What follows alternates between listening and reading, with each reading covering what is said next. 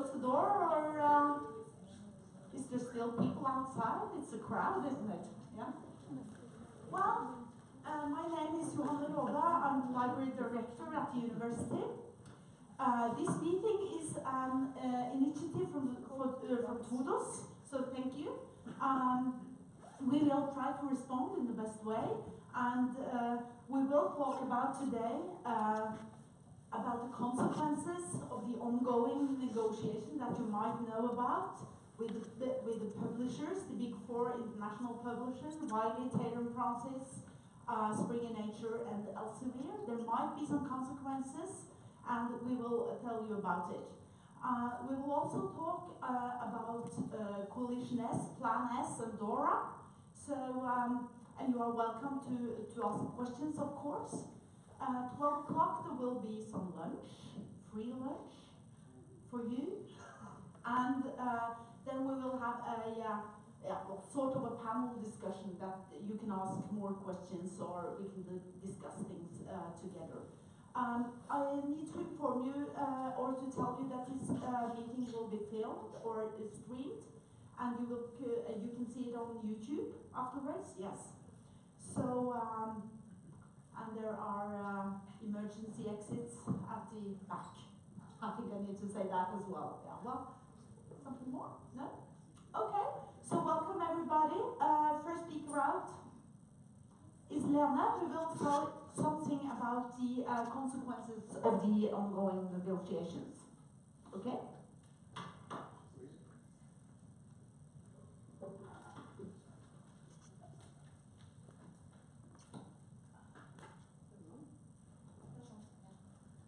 Hello? Can you hear me? Perfect. Yeah, well, I'm Lene Ottesen, and I'm a librarian at the University Library. And I will actually be saying something about how you can alternative ways of getting access to the full text now that we might lose access to quite a few journals. These tools are quite handy in either way. You know, we don't have access to everything as it is today either, so pay attention. We have gathered a lot of information on this webpage. If you go to the front page of the University Library, you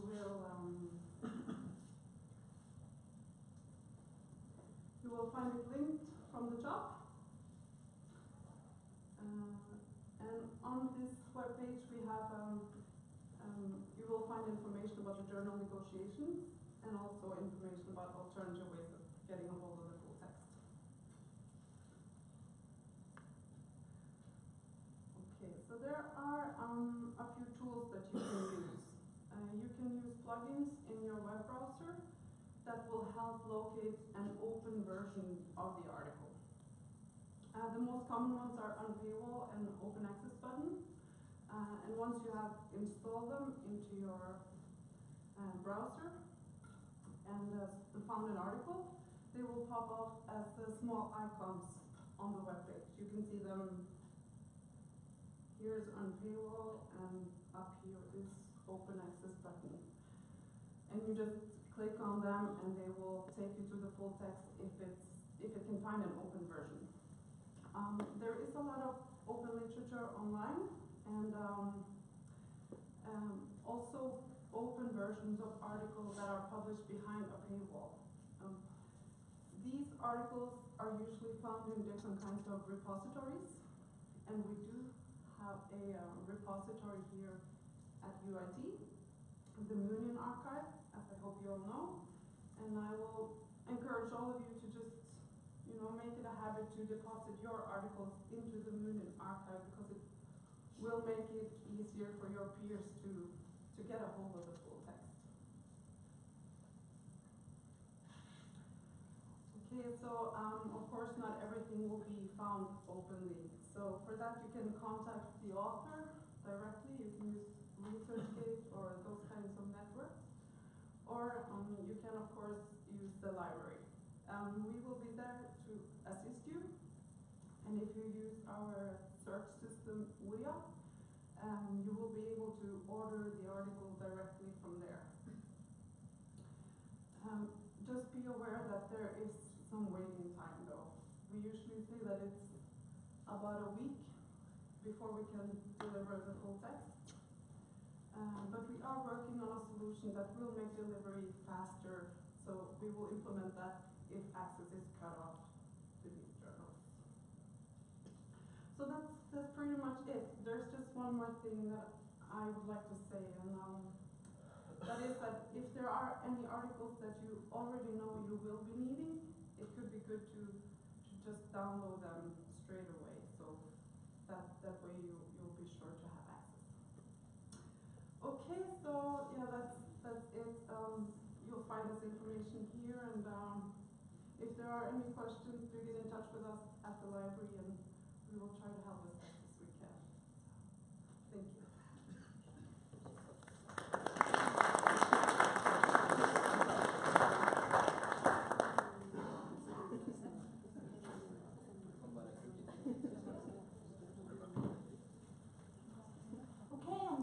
Kerstin Aspås will tell you a bit more about the system behind and about how to, what you need to know about different things on these subjects. It's different things here. I'm not quite sure how you will get it on the screen every minute. So, okay. Well, we're waiting for it to wake up. There it is. Good. The title of this seminar is Everything You Need to Know about Planet's Elsevier and the transition towards open science in general. It's not my task to tell you everything, but we can discuss all the main topics during this 2 hours session. I'll just give you a brief introduction before Kenneth Ruud will elaborate more after. Open science, first of all, what is it? It's different kinds of things. You can put it under an umbrella. What I'll primarily talk about in my introduction is the open access part. Open access has to do with articles or books that are published, and you need to find them online without any barrier.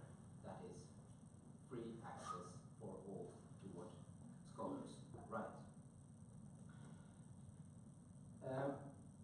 Really super short history. You could say that the scientific journal, which is the prime concern now with the Elsevier deal and all the other big deals that are being negotiated these days, it's the journal. It's started in the 17th centuries, and what many people don't realize is that the so-called independent journals or commercial journals are comparatively new. And not until after World War II have we seen this commercialization of scientific publishing. It wasn't much money in it, so the institutions ran them themselves. They took care of peer review, the scientific, the scholarly societies or the universities themselves took care of peer review, and they had the distribution was often made by the academics themselves. After World War II, as I said, it's started to become commercialized, and we have had this collaboration with publishers that help us disseminate our work, which made perfect sense in the age of print. Around 1990, we had the first purely online open access journals. So innovative scholars started disseminating their work through the internet for free. But this has been more of a supplementary model, you could say. The commercial publishers were there, they were really professional and efficient until, you could say, now. More and more people are realizing that this is not very sustainable, either commercially, economically, because it costs a lot of money, these big deals, but also in the sense of dissemination. Why should we put our work behind paywalls when everybody could read it for free? We just need a way to fund it, of course, as such a system where everything is free to read for all, without all these hassle that Lena just told you about. It's considered unnecessary. So open access is today gaining momentum. What is it? These are 3 very general terms and oversimplified. I try to be very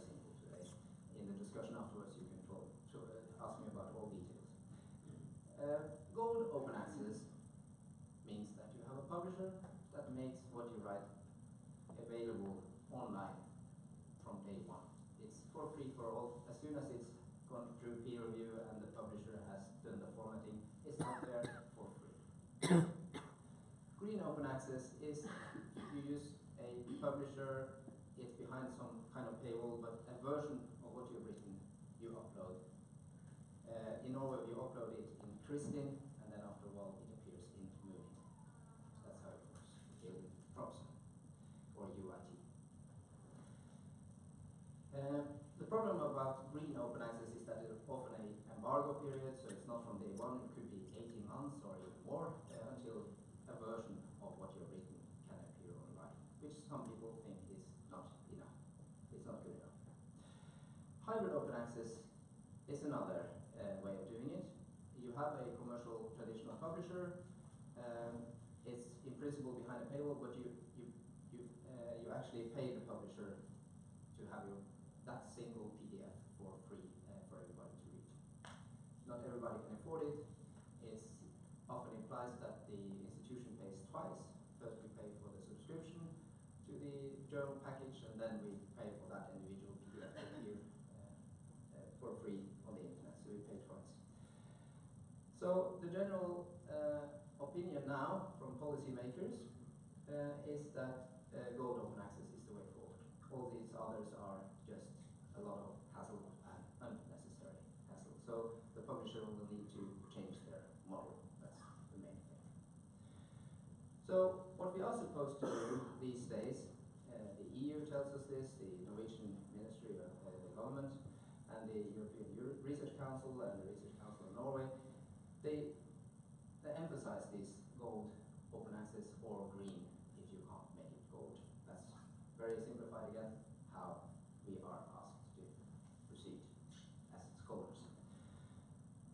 Horizon Europe, the next step of big funding of research in Europe, has signaled that they will require open access and that open science will gain much more emphasis in all kinds of evaluations. So if you ask for a postdoc or something and the EU is supposed to fund you, then you must have a plan that everything you write should be open access from day one, basically. As Horizon 2020 was out there to be commented upon, the rectors of the universities of Norway collectively said we applaud this, and we also think that applications for funding, that applicants should document open science skills and things like that. So open science is on the rise. You should know what it's about. It's about your future if you intend to become a scholar, full-time scholar in the future after your PhD or your postdoc is over, then learn about open science and open access. There are lots of blog posts out there. This was something I was aware of this morning, so I haven't really digested it, but it's a 9-point recipe, so to speak, how to proceed as a scholar without making any infringements of these open science policies. And this is particularly about the Plan S, which Kent will tell you about. So the first point is the simplest one on paper. You just use a gold open access journal. You can find it, it's usually on the web page of the journal. It says this is a gold open access journal. Okay, I can use that.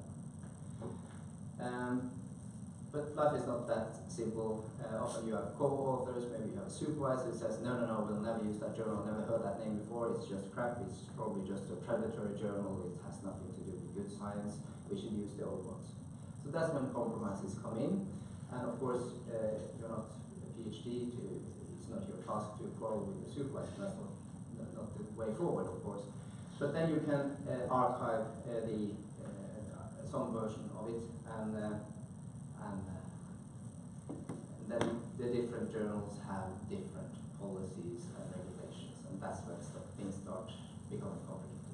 So as I said, the most easy thing is to find, if you can, a good open access journal, which is gold open access, because then there's not so much hassle attached to it. Many open access journals, of course, they are a business as well. They need some kind of funding to survive, so they charge you a fee. As author, you need to pay a fee. That's a very common thing that you're asked. And then here at UIT, we have a fund for that. So you just go ask an application. I am supposed to submit an article to this or that journal. Can you pay the fee for me? And then we make a check that it's not an predatory journal, that it's a perfectly quality run journal, and then we pay the fee for you after that. So it's a very simple system here, and so far this open access fund has never been drained. We're not out of money so far, it's not happened. So it's quite easy. Okay, so what I would like to say is that you should start to acquire open science skills. We have some tools at the webpage of the library. Lena just showed you earlier, the webpage. If you scroll down a little bit, you find something called research support, and there you can click on lots of information channels on open access, etc. We also have courses that we run. Every semester we have Take Control of Your PhD Journey. It's a 2-credit course. Unfortunately, there is a limit to the number of participants. It's 30 students, but the deadline for applications is February 1st. You can reflect on that and hand in an application to take part of that course if you need more skills. As you can see at the bottom, it will take place in the middle of March, this particular course this year. There's also the conference on scholarly publishing, which is here every year. And everything that took place here in November, in case you missed it, is online. You can check out various papers that were presented there and discussions that took place there. There's also a podcast which is called Open Science Talk. There are lots of persons that have a lot of knowledge on different aspects of open science that have been interviewed there, and you can check it out if you like. So that was the very broad general introduction from my part, and now it's Kenneth Ruda.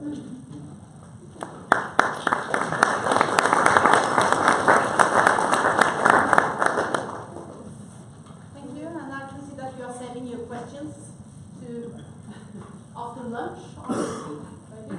Maybe Kenneth's talk.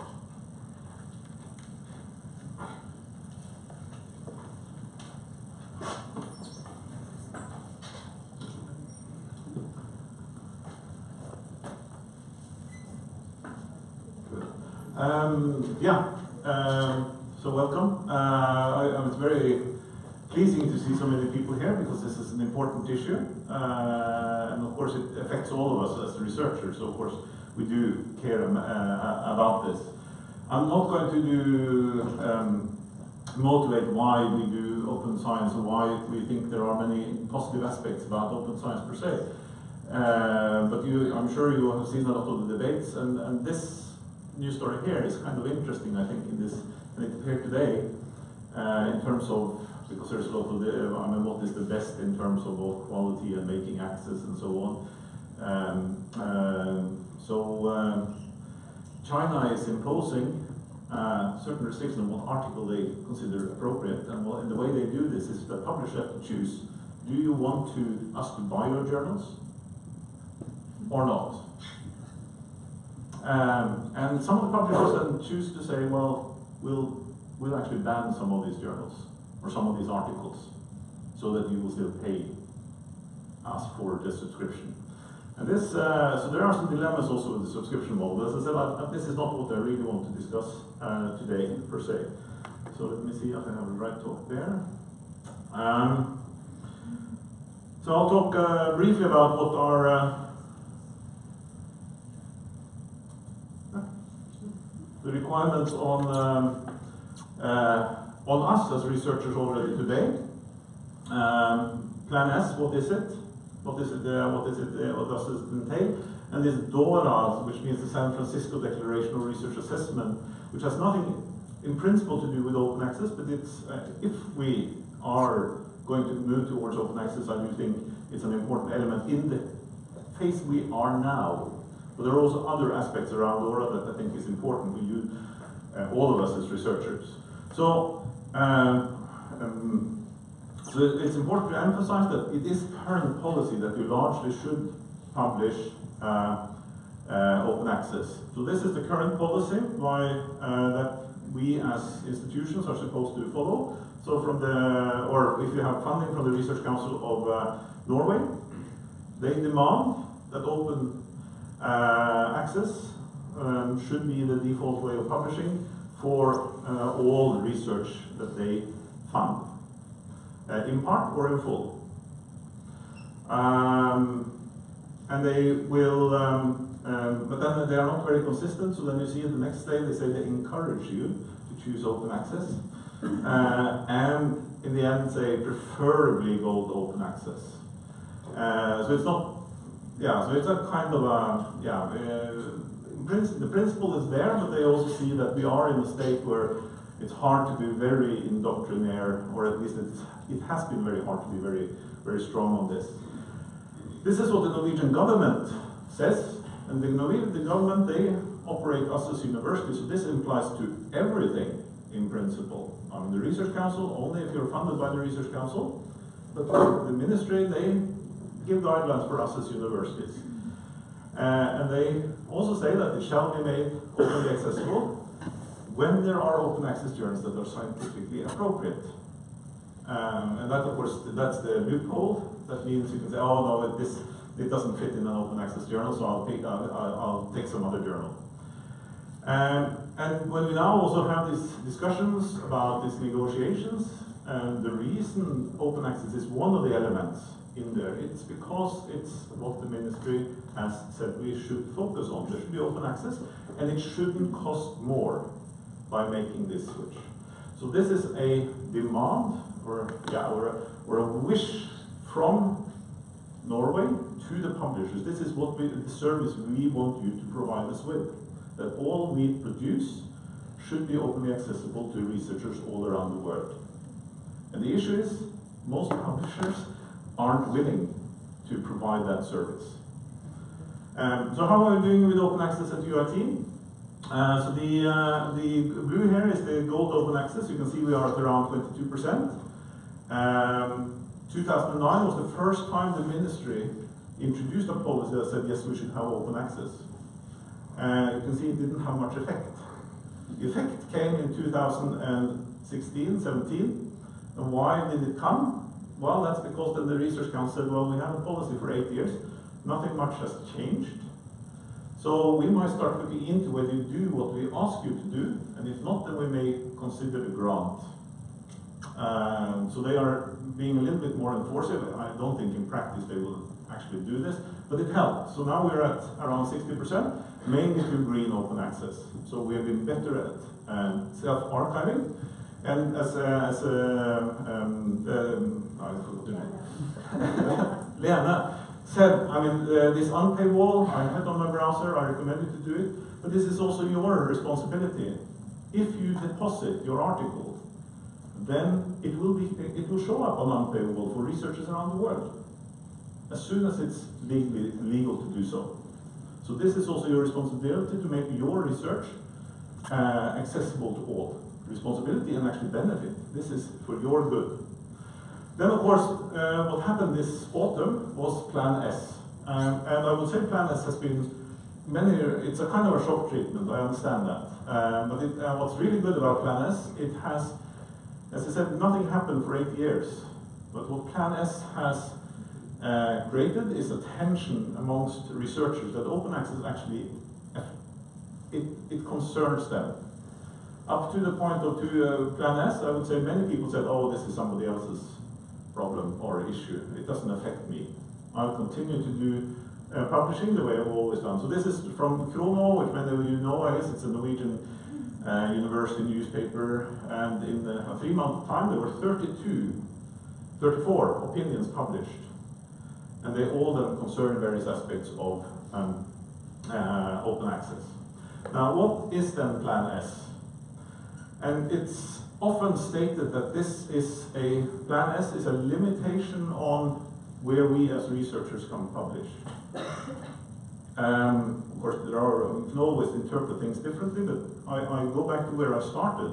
When Norway now says we want our research to be openly accessible, Plan S is a requirement to publishers on what we expect the service they deliver, what it should be. And basically, it says there are 3 ways that research funded by these funders, and these are about 13 to 15 research funding organizations, about 15% currently of the volume of research published in the world. China has indicated a strong interest, and that would make it up to 35% of the volume of all research published. And Plan S says there are 3 ways to be compliant with this plan. You can use open access journals or open access platforms, and there should then be 0 embargo period. So green open access is perfectly fine, but you should deposit the article when it's accepted, and it should be immediately accessible. And there are very few publishers that accept green open access that have a 0 embargo limit. And of course, it also makes it hard to have a business model when everything becomes freely available anyway. Why should you subscribe? That's why, in a sense, switching to open access is, there are good reasons, we think at least, that the journals should try to do this. Yeah, so either gold open access or diamond gold open access, where there's no article processing fees. Many of these gold open access journals, they have an article processing fee, so you or the library pay for you to publish. And this is what Per mentioned, that we have an open access fund.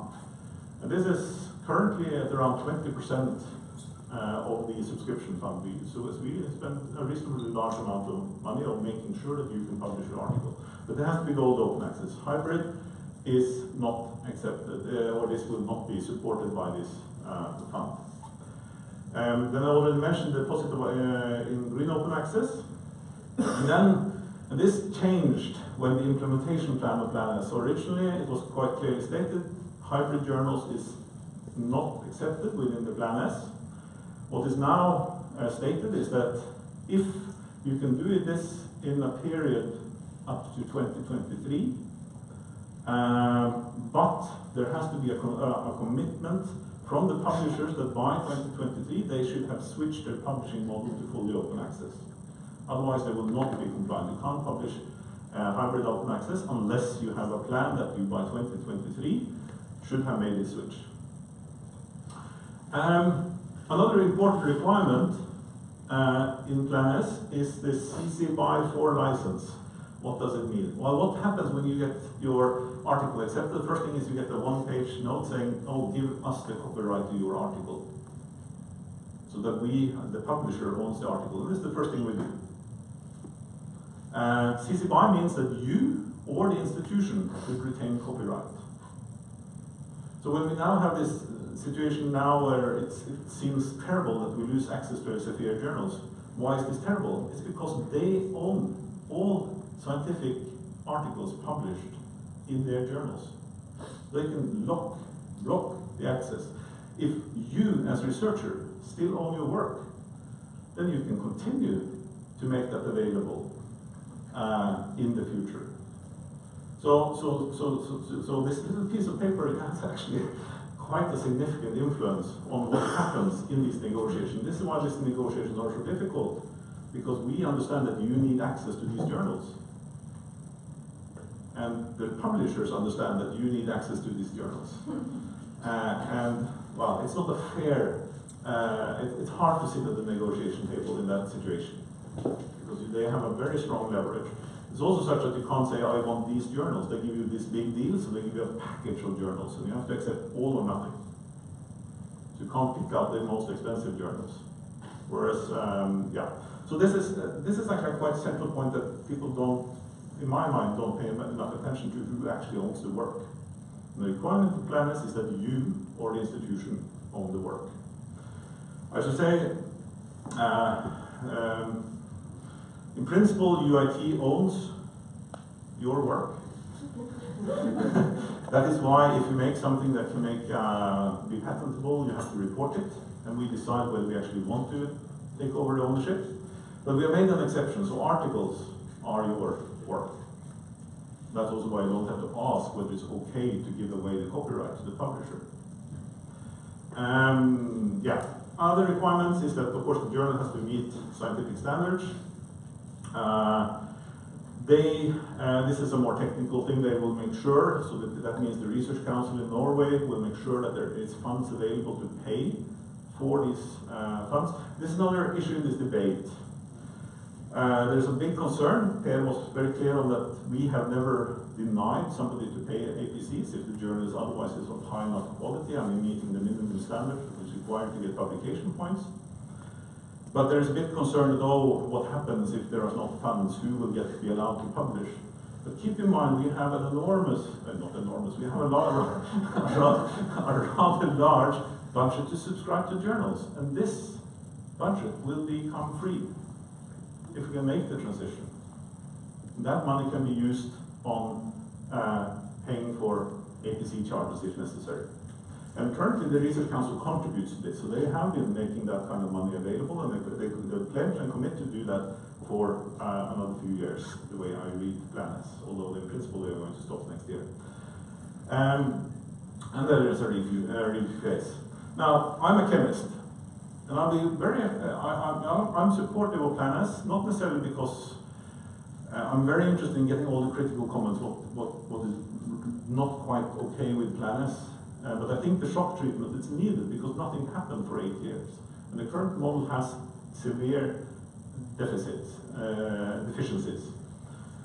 But as a chemist, I don't know where to publish when plans takes effect. There are very, very few journals in my field that are open access, that are compliant with this plan, unless some of the publishers change what they offer us. And that's where also Coalition say, they will do a gap analysis to identify where there is missing journals and then help establish these. I hope this doesn't happen. I really hope that the journals we have are accepting a switch that is the best for all of us. But it's also such that this means that, because who gives credibility to a journal? It's not the publisher, it's the editorial board. And that means we as researchers, we can decide, I want a high quality journal, I'll put my name and effort into making that compliant with this model.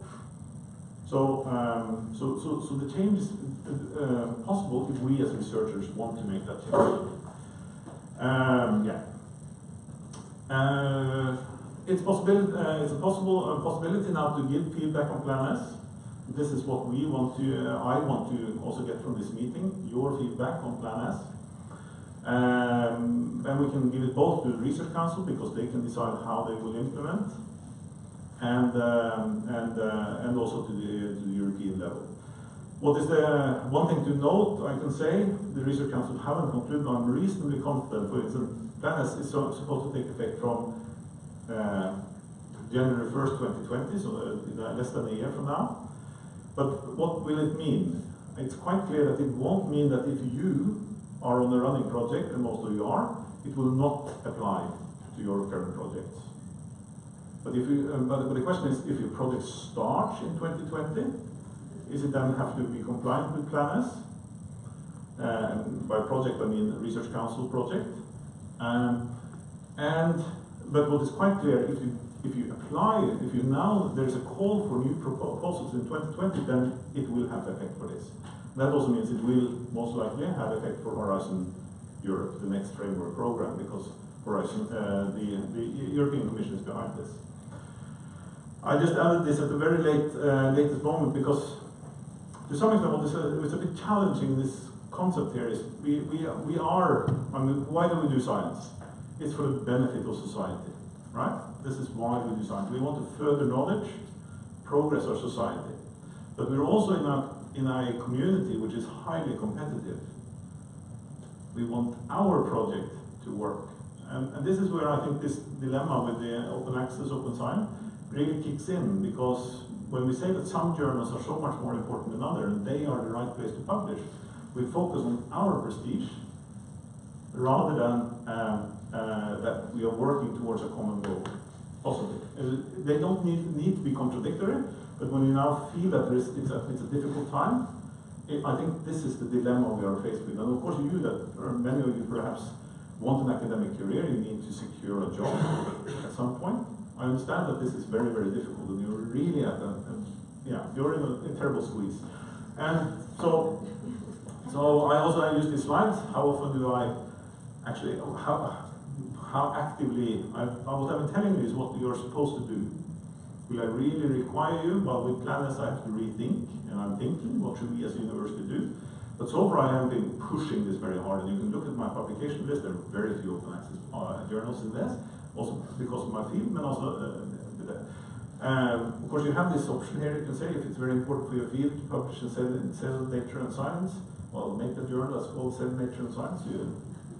But I understand that you are in this position. You're told that open science, open access is good, you can see that it's good, disseminate your knowledge. At the same time, you perhaps feel that in your community, where you publish matters.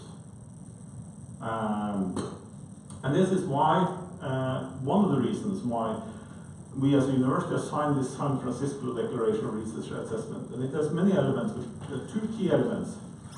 One element is that when we evaluate researchers or research work, we should do it not based on where you publish, and in particular the impact factor of the journal you publish in, but rather actually on the quality of the work that you have done. This sounds obvious, but we are also, and you will experience, you know it's a busy life, it's easy to do quick solutions. So you look at, where have you published? Oh yeah, that journal, yeah, I know that one, that's a good one. But what you basically are doing is saying, well, because most article in this journal is of high quality, I assume that this article is also good. So it's basically saying, tell me who you mingle with, and I'll tell you how good you are. So there is an inherent problem with this, but it's understandable. I'm not so concerned about that part in particular, because I do believe that if you publish in Nature, Science, whatever, it is high quality work. What I'm worried about is that there are fantastically good quality work in other journals that you perhaps overlook. And that's why we signed this. That's why it's important to go beyond the impact factor, beyond the journal, because we would otherwise judge you based on certain other metrics. And just to say this, most high-level journals, they will actually, if you send their article to them, it might never see a peer review, because the editor will say, I don't think this is relevant or of high enough interest for this journal. And that means you have actually not been evaluated on the quality, but you've been based on the marketing value, or how can you keep up the impact factor. So that's one element of this. So we, as a university, have pledged that when you apply to us, we will look at the quality of your work, not where you have published it. The other element is we will look at other things than scientific articles alone. And I've written a story for those of you that are read Norwegian. You can read about this in Krono. Because take my own field, I'm a chemist, I said, I'm a theoretical chemist. That means we make theories and we write computer programs. And the theory you can document in a scientific article. But the biggest impact possibly, and the theory can have a big impact, no doubt. But for many of the research in our field, the program itself is probably what they're going to use. But if I'm not being credited for the work I do in making a good program that people will use, I can actually waste a lot of resources, because otherwise other people will have to reprogram what I did. Is that good use of resources? Instead, if I spend a little bit more time making it a really good program that people want to use, often we perhaps write a program that's perhaps used only for 1 or 2 articles instead of making it the basis for 30 papers. So one thing is it's what's good for us versus what's common good for science and society. I mentioned this with the editorial pre-review. In Norway, we had one big scandal on research fraud. Jon Subbe, and he basically fabricated a lot of data to get some really spectacular results. And when he was interviewed about this a few years after this scandal broke, he said, he gave us a motivation, and it's been debated whether that's a correct motivation, but he said, well, what you're being evaluated by is the prestige of your results and the journals you publish in. I was in the part of that game, and that compelled me to make that kind of tweaking the data. Well, he did more than tweak. But the easy point, if you then see you have a fantastic hypothesis, so you have this outlier point. Is it an error, or is it something you should look more into? If you're so driven by this, you need to have a strong moral integrity, and I'm sure you all have this, so this is not the point. But I don't think we should make it incentivized that this becomes a point. And then I think also Dora can help us be clear on how will you be evaluated. Because if there is a culture that being last author means something, but you actually don't know whether the committee will use it or not, it becomes, you actually don't know how you will be evaluated. Dora tells us we will actually read what has been done, not necessarily look at where you've been placed and so on in the author list. So we have signed this. What does it in practice mean? I think in practice it doesn't mean much. I do believe that most of our committees, they look at everything that you submit when evaluating you. Some, as I said, take perhaps a shortcut, and those are the ones we want to now be able to say, listen, you haven't done a good enough job. And for you specifically, this means when we hire you in the future potentially, you will be evaluated in this manner, that's our pledge. And also for your PhD thesis, we won't look at where you can publish the papers per se. They have to, of course, be in a well, actually, for a PhD thesis, they don't necessarily have to be in a journal as such. Then you can write monographs and so on. But we do want you to be in a proper journal, and the way you find that out is either by asking the library, is this a proper publisher with good review processes? Or you look, is it in the Kristin database? So does it give publication points? If it doesn't give publication points, be wary. So this is basically what you will meet when you apply for jobs in the future. It will be clearly stated that we will evaluate you based on not on where you publish, but on what you have published, and also eventually also on other aspects. And similarly for the evaluation of PhD theses. But then it is such that culture is strategy for breakfast. So this is a lot about us. What culture do we want to bring? Because if we insist that certain journals are more equal than others, then I can say this, I can put this in the regulations. But if the committee then, well, no, we don't agree with this, I can't help it. But we will clearly give very good follow-up on the every committee we have at the university will have an internal member that we will give a clear mandate to make sure that the committee operates according to the guidelines. So this is the way we will try to implement and make sure that we are actually following up on this. But it requires that us as researchers follow up on this. Yeah. Then I also have to admit another thing. I give you a promise on how we will evaluate you. That is of little comfort to you if you apply to the Research Council. Well, the Research Council actually signed DORA. They're still figuring out how to do it in practice. But many other institutions that you may apply to may not have signed and may use this culture.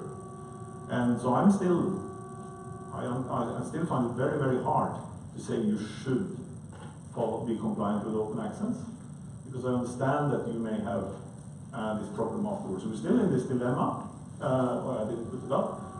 We're still there, because unless we make the entire world swap, you can always use this argument, oh, but I'm going somewhere else, and I need to take this into account. So it's still very, very hard. But this is a typical example of what's called the tragedy of the commons, because everybody is a bit uncertain on what the neighbor is doing. They try to secure their resources, say a fish in a pond, and everybody as a whole loses. So those behind Plan S, they think that we need to take a first step, although it is a difficult thing to experience. So just to summarize, open access is governmental and research council policy and also university policy, since we are run by the industry. I emphasize again, Plan S is not a restriction on you, it's a requirement to publishers. Because the publishers aren't necessarily compliant, it becomes a restriction on you. I think we need to figure out, I think this is an important distinction. And because of this, DORA is extremely important, because if you are going to be reasonably confident that you can be compliant and still have a successful career, where DORA, the fact that we pledge that we will evaluate by the quality of your work and not where you publish, is an important element of this. And I think this is really important because it also means openness.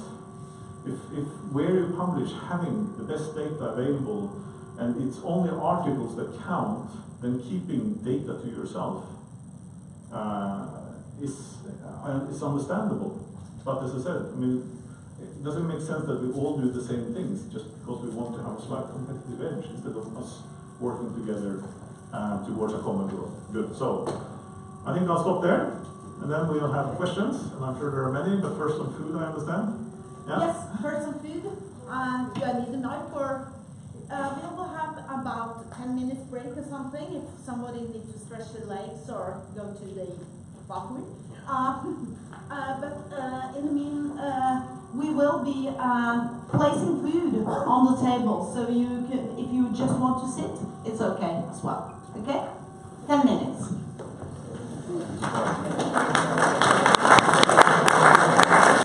Not everybody in yet, yeah. Okay. Then I welcome you to ask some questions. So, please. I think we just have this mic, so.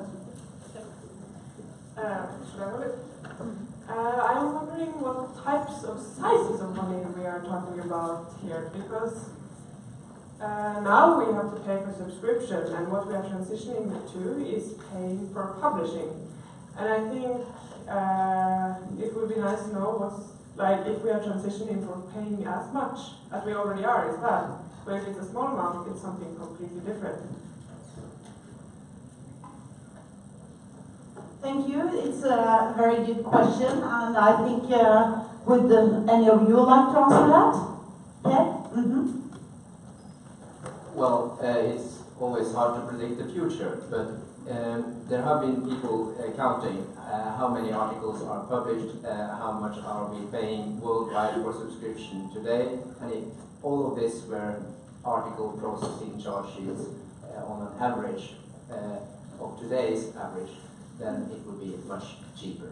But still we don't know how prices for article processing would rise or lower, but it would be significantly cheaper, that's what you could say on a general level. So there's definitely economy attached to this debate on open access. But as I tried to say in my introduction, is that even more important than the economics is the access part. That everybody should in principle have access to what knowledge we produce. It's good for democracy, it's good for technology, it's good for the economy in large. So that's, we should never forget that part of the discussion. Yeah. You need a follow-up or? Yes, because I think maybe you missed, or I didn't make my concern quite clear, because it's a bit like now we are stopping people from reading the research, but what we might be doing is basically censoring the research from the more, the less liberal or less rich universities. So the researchers might not be able to tell what they have achieved, which is almost or not as much as that. Well, okay, you will know. Just to put the number, there was a study done by Max Planck that says what is currently paid on subscription fees could, looking at the volume of the articles published, could correspond to an APC of 5,000 euros. And you will notice that this is a number that's higher than most APC. You pay even in hybrid journals, but even more so in pure gold open access. So that was that point. A point in Planes which I didn't mention is that it's a requirement that there should be waivers for less also countries with poorer economic conditions. I know a publisher in Germany that they are down to an APC of around 1,500, and they spend 10% of that on waivers, which is used for students and retired persons to a large extent, so they are not necessarily catering. But you should keep in mind, many countries, I was at a conference before Christmas where South Africa was, and they were very clear on our researchers can't actually read. So how are you supposed to be at the research front if you can't read? So the question is whether they currently have anything to pay for in a sense. So, and it might be it might be good to point out that this is a transition deal, so it's not necessarily the APC model that will be the model forever. Where did I see people there and there? Okay, let's start here. Thanks, it was very informative and nice meeting. We're still under shock though. Two quick questions. What's going to happen to Christian 1 and Christian level 2 level? Because level 2, very rarely of them are open access. And second, is there some sort of like a place where we can get updates about what's going on with the negotiation to be more transparent about this? I mean, we heard about the LCD at the end of last year. And for instance, like we don't submit any manuscript in December, we keep it till the beginning of the year. So right now we have to go and try to get our articles from out of nowhere. And you mentioned something about we are allowed to publish in hybrid if it's still under negotiation or transition time. Where can we get information about this or a list about this hybrid options? Thanks. Well, I can say that we have still access to the LCB journal by today, so yeah. I know. Can we take another question as well? I don't know if you want to answer that one, because my question actually goes back to the first question. Okay. Well,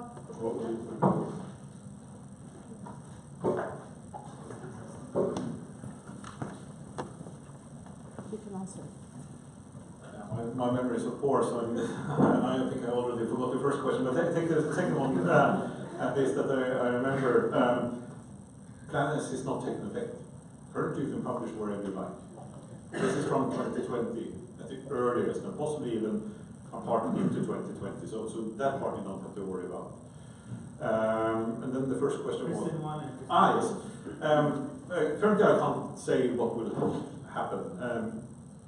When I meet the ministry, I say we can't keep this system because it's also saying because you publish there, your quality is better. When I met the ministry in June, they said we just changed the system, we don't want to touch it again. Now they are thinking.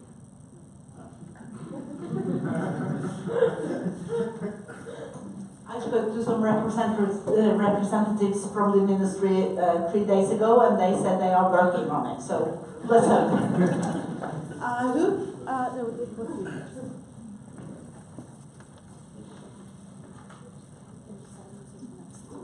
All right, so yeah, thank you for your presentation. So my question actually is a follow-up from the first question, which for me is it becomes a big concern because when you think about open access, we're always talking about being democratic and inclusive. So we're thinking on the reader's side, and that's very important. So we're trying to make it accessible to everyone. But on Planes, you don't see a roadmap that actually this will be the same for the publisher or for the researcher publishing. Because we're really focusing on article processing charges, and we talk about waivers, and it's true, I mean, there are waivers, but they are limited. And even when we go across the world, there will be different levels of waivers depending on the country. You can use the World Bank assessment to see which countries have access to waiver. But even in the developed countries, some labs won't have the funding for publishing their science. And it doesn't stop there. I mean, the World Bank will limit some countries, some other countries, developing ones, are not in that level to access and have waivers, and they won't have the funding to to publish again. So there'll be a lot of limitations on the researcher side, and I wonder really how PlanAS will deal with that. You say like you expect article processing charges to be lower in the future, but still they are much higher than what we pay today for a society journal, for example. So I had actually two questions. The second was a follow-up on what I just said now on the society journals, because these are the ones in the disciplines where we have strong society journals. They are the ones that are actually often the strongest and also the cheapest. Even though they are together with Elsevier or Wiley, they often have really good papers, and they're society journals, so they are really supporting science in other ways. So that the money they get, they will also spend on organizing conferences and things that are important for our field and researchers. So there are two concerns that are linked. The first one actually is that if we focus on article processing charges, does PlanAS have a plan to move towards maybe a diamond open access? That's something we've been talking about, where we have it's not only free to read, but free to publish. And this is something we should look at. Like, what's the feasibility of that? That would be the democratic, inclusive system. And the second question then is the society journals, that they will be probably highly effective, and how can we save society journals? Because they've been many disciplines the strongest and the best, and the more supportive towards science. They're not there for the money. Thank you. Good. There's just one mic, so I need to walk around. Would one of you like to answer that? So currently PlanAS is supported by funders, which basically means you should be able to include it in your project costs. So just as you have other expenses when you run your research, this is one of the expenses to disseminate your research. But you raise, of course, a much bigger issue in terms of going beyond the PlanAS signatories. But I should also say, PlanAS does have this waiver program in place. And I would also like to think that a journal run by a society who wants to be of high quality cannot accept a high quality paper because the author can't pay. So I think there is a certain interest in accepting papers, even if the author cannot pay in that sense. Then you bring up another important point, society journals. What the subscription model allows is cross-financing, that you can use in revenues on one journal on another. And it's quite clear, some very small journals that have very high quality standards or something like that may end up with so high APCs that the community cannot pay. And this is where the planners say, this we will look into and then we will try to help. And I also think we need some kind of rescue fund, because I understand also it's difficult now to change the business model. We don't know what the market would look like. The goal here in terms of will there be reduced charges, point is currently all big publishers have some journal we need to subscribe to. So we need to accept all of them. But if we as authors can look at the journals, so this is approximately as good as this one did, but they have half the APC, then we actually have the market power. It doesn't have to be you, it can be the library. If they do the negotiations, that they say, well, do you really want to pay twice as much for something which is of equally high quality within your journals? And then you're also, society journals, chemistry, society journals are very strong. Another item of PlanAS which I didn't emphasize, which is also part of the negotiations we currently now do, is we want transparency in what the money is used for. So you say that society is often not for profit, but yes, they have a profit, but they use it for other things. And I think it will be valuable to know how much, and then we as researchers can say, how much do I want in my research fund, or we as a university, on promoting that subject field by paying a somewhat higher APC to be able to cover this. Because currently we don't know how much is spent on these other activities than publishing. So transparency is another important part of PlanAS that I didn't mention, openness on what the other conditions. And for instance, when you ask, what are the conditions now in the negotiations, we are not quite, we would be doing something, the publisher would say we do something wrong if we told you too much, because that's part of it's off limits, which is Are you going to do the same with the open access journals and ask for the money to be spent on? What is Yes. that? Ah, yeah. Yes. Yeah, absolutely. And anyway, there you can, if they don't give this information, anyway, you will see what the total cost is. In these big deals, we can't say what does an article cost in this journal versus this journal. Just mentioning, one of the questions earlier was where is the overview of hybrid deals? I'm afraid there is no such overview at this stage, so that's that piece of information just to have it mentioned. Thank you. I think it was behind you and then you.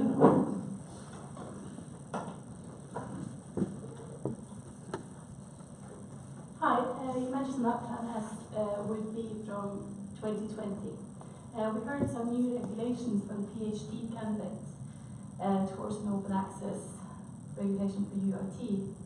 Some librarian came and talked to us at ESM this autumn. Is that from 2019 or 2020? Or has that been decided yet? Is this the new reglementet? Yeah. Well, it's from now. It's So, from yeah. 2019. Yeah.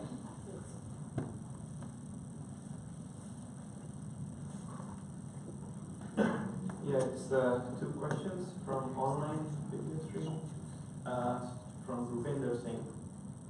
So first question is, if judging by the impact factor is out, how will funding agencies judge the quality of published research after 2020?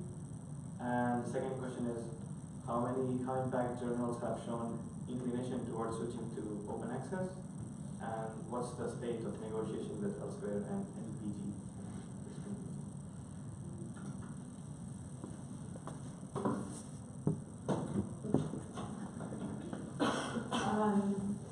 Did you? I already forgot the first question. Okay. You have written them down? Okay. It's online, it's not mine. It's not you? I'm just doing a keyword. If judging by impact factor is out. Yes, okay, yes. Well, ideally, ideally, by actually reading the article. Now, there are problems with this, obviously, because the committee has limited knowledge as well. But I would also say there are other metrics. You can look at how much is it cited. So I think this is doable, and I would like to think that we all prefer that people read our paper and say, yeah, this is good, this is not good, rather than just look where you publish. And then the second question that was inclination. So another element of Plan S, which is complicated, is they do say you cannot have mirror journals, that you have journals that are catered to the same market, basically, with the same profile, one which is open access and one which is subscription.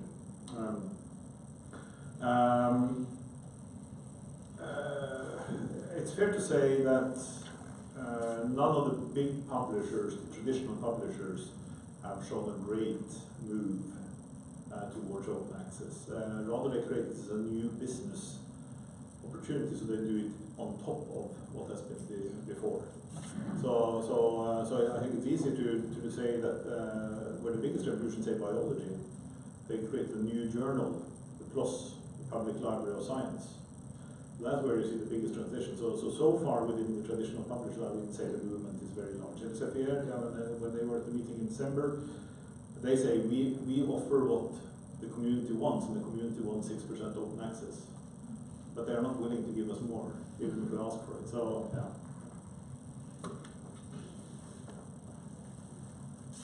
Anyone?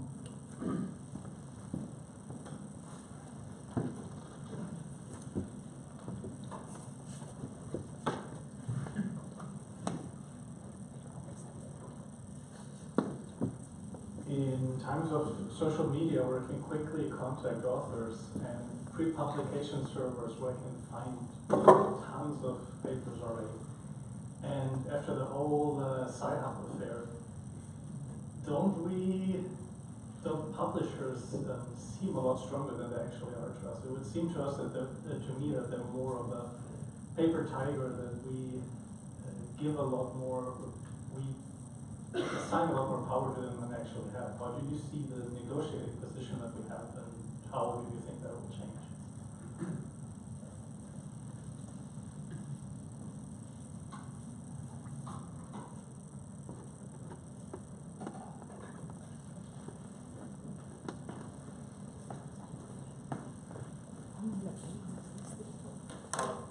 Yeah, first of all, there are illegal backdoors in this world, and as an institution we cannot recommend that you use them. And that's one of the reasons why the publishers are so strong, because we all need to go with what's legal. So that's the short answer to this big question. I don't know if you're happy with the answer, or... I mean, the other two are just as good. I can contact authors via... Yeah, you can contact the author, etc. So there are other sort of big backdoors, but they all mean a hassle, a delay, a time lag. So it's not as efficient as it should be, in my view, at least. But I agree with you. I mean, and this is also where it's problematic. In my field, if I do Google, I don't find the original link to the article. I find some other thing, because the publishers make sure that Google can't find them easily. But is it a paper tiger? Well, as long as we as researchers say, oh, I need that journal, they have the power.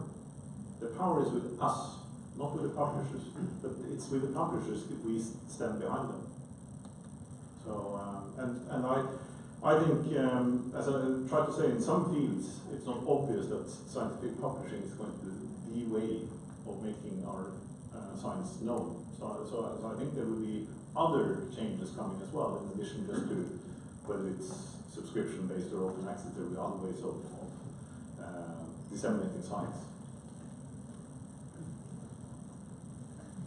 I have one more comment on this diversity of disciplines, because my reality doesn't necessarily correspond to your reality as a researcher. There are different cultures often. And within humanities, for instance, worldwide, there is not much money going around. So people wouldn't possibly, on a global scale, be able to uphold gold article with APC journals, gold open access, because this is really hard to have the funding for APCs in many humanistic disciplines. Here at UAT you are lucky, but not everybody is so lucky as that. So there you have initiatives like the Open Library of Humanities, where there are so far 27 peer-reviewed journals that are together in a sort of consortium, and everything that they publish is gold open access, but there is no article processing charge. Instead you have hundreds, literally hundreds of university libraries that collectively pay a very, very small amount as a grant for this thing to happen. But it's not a subscription grant, if you see what I mean. It's just a very low fee, collectively we pay for that. So there are other ways to have journals peer-reviewed online for free than just the APC model. That's also important to bear in mind.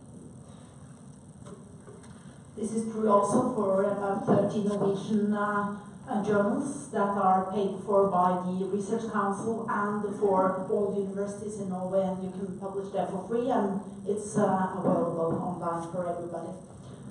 Any more questions? You had one.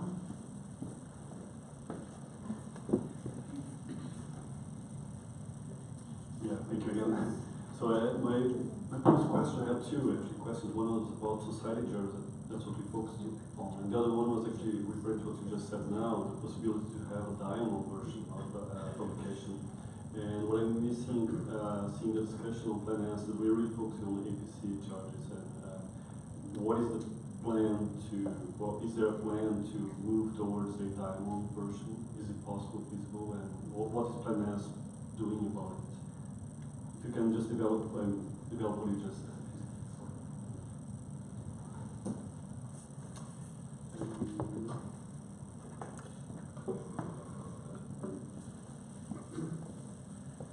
Well, Plan S doesn't specifically address this, so that's the short answer on that part.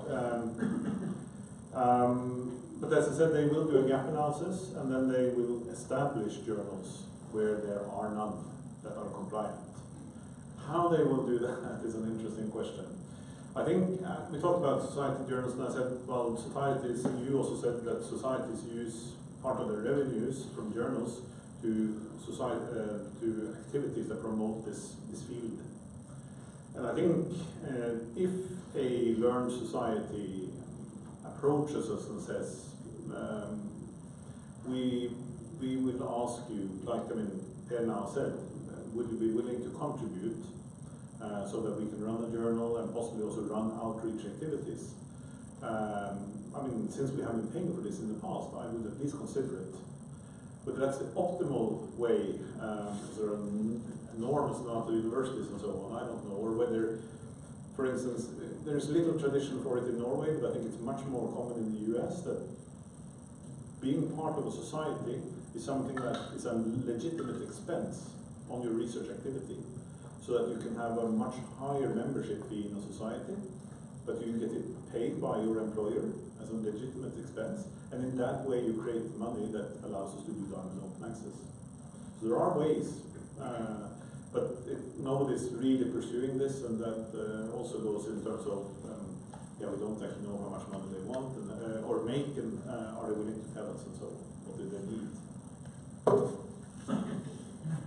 I think anyway that the APC model might not be sustainable. We don't know, so it's important to bear in mind that the deals we are now negotiating for in Norway and in other countries are transitional deals in both the economic and the delivery way of articles. So I think that's fair to say. Any other questions? Yeah, this is specific to computer science, but maybe it applies for others as well. When you publish in a conference and they see the impact of your work, so they kind of ask you to submit to a journal, which is usually a big one like Springer or elsewhere. So when you are, like I had one article published that way in a journal as well. So when you're given that choice, it's nice to have that, but what would you recommend after, let's say, 2020, to either go for your work in a Springer or Elsevier, or ignore them and just publish in something open access? That's a good question. My hope is that Springer and Elsevier by 2022 is compliant, so you can just continue there. But if they're not, I don't think it should be based on the line of reasoning you now say because you're invited to submit. What would be my advice to students I would have and so on, or for my own sake, would be, is the culture in one field change so that they can actually just pass that journal? I don't have to consider it. But if that culture is not there, then I would have a hard time. Otherwise, I would say, yeah, think about make an active choice on where you publish. Otherwise, the application. And we talked about the library here. They organize this conference called Moon in every autumn, and they have a very nice talk this autumn, and it's online, so you can see it again, called Bullied into Bad Science, where Karina Logan, I think, she talks about how you can make ethical decisions. And I think we talked about access, paper tigers, and so on. Some of these publishers go at great length and are really pushing my ethical boundaries in preventing access. So in Sweden, instead of attacking, because they can't shut down the site that cannot be named, they attack the internet providers in the country. So that actually when you try to go to a certain part of the internet, they will block you. And that really goes on touching the freedom of the internet. And that is taking it way too far in my mind in what is acceptable.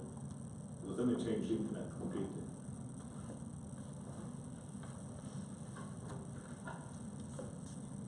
Still time if there are more questions. No? Well, I'd like to thank both the two of you and everybody who contributed with questions and everybody who attended. Thank you to Todos, who initiated this meeting. So, okay,